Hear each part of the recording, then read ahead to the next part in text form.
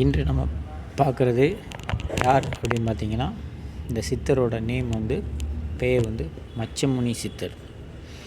மச்சமுனி இந்த சித்தர் எப்படி பிறந்தார் அப்படின்னு பார்த்தீங்கன்னா,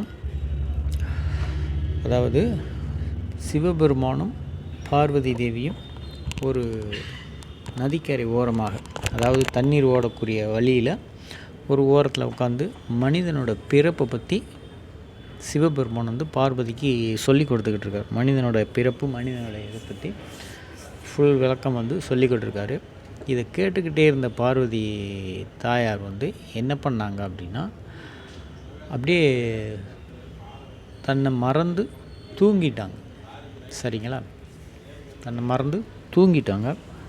அப்படி தூங்குனதும் அந்த தூங்கின நேரத்தில் அந்த நதிக்கரை ஓயில் ஒரு பெண் மீன் இருந்திருக்குது.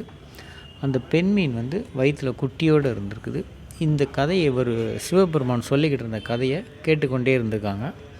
அந்த பெண் மீன் அதற்கு அப்புறமா ஒரு குட்டியும் போட்டிருக்கு. அந்த குட்டி என்னடான்னா ஒரு மனித ரூபத்தில் இந்த கதையை கேட்டுக்கிட்டு இருந்ததுனால, அவர் சொன்ன விஷயத்தை கேட்டுக்கிட்டு இருந்ததுனால அந்த பெண் மீனுக்கு ஒரு மனித ரூபத்தில் ஒரு குழந்தை பிறந்துருச்சு.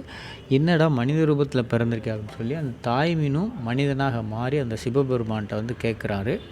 அப்படி கேட்கும்போது அந்த சிவபெருமான் அவருக்கு சிவபெருமானோட ஆசி பெற்று இவர் ஒரு மச்சமுனி சித்தராக வருவார் அப்படின்னு சொல்லி அவர் ஆசீர்வாதம் கொடுத்து விட்டுறாரு.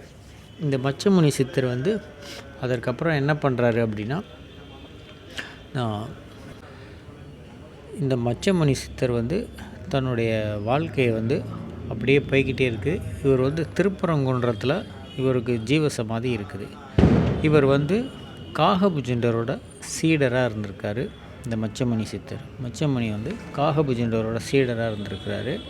இந்த மச்சமுனியோட சக்தியில் பிறந்தவர் தான்.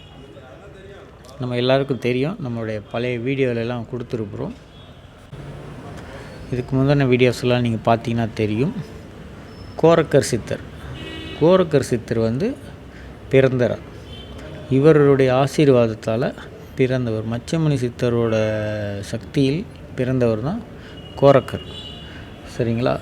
இந்த விஷயம் இப்படியே போய்கிட்டே இருக்குது. இவர் எல்லா விதத்துலேயும் ஒரு மிகப்பெரிய சித்தராக இருந்திருக்கிறாரு இந்த மச்சமுனி சித்தர்.